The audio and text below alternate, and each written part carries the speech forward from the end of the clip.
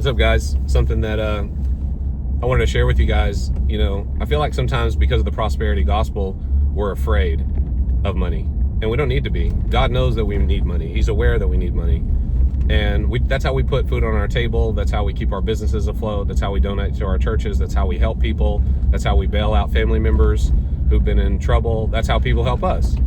And so money's necessary, but here's the thing: you don't want to chase money. That's the god of mammon Jesus talked about, and you can't serve both God and the god of mammon, or the god of money. Anyway, I want to encourage you to start to try to shift your thinking if that's what you've been doing. If you're thinking to yourself, what can I do to make money? Stop doing that. Start thinking to yourself, what can I do to help people?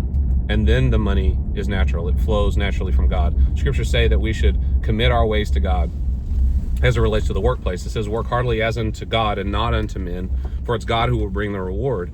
And so keeping our eyes fixed on what the Lord loves and what he's passionate about is how God returns that blessing and gives us the things that we need. Seek ye first the kingdom of God, right? And what does he say? He mentions things that we need, which are food and clothing and etc. And how do we obtain those things? We spend our money. So listen, money's not a bad thing unless it controls you. It makes for a fine servant, but it makes for a terrible master, as I think Voddie Baucham said. But I just want to encourage you, if you're in a position where you're wondering why you can't get ahead financially, it might be because you're not doing things God's way. You're not paying others first. You're not taking care of past responsibilities. You're not paying debts. You're not focused on anything but yourself. James says that we ask and we don't receive because we ask amiss, that we may spend it on our own passions. But God's passion is people. God's passion is doing the right thing for other people. Those people need to get back what they deserve or the things that they've done. So yeah, shift your thinking. This helped so much for me. When I learned this early, I noticed my business started thriving.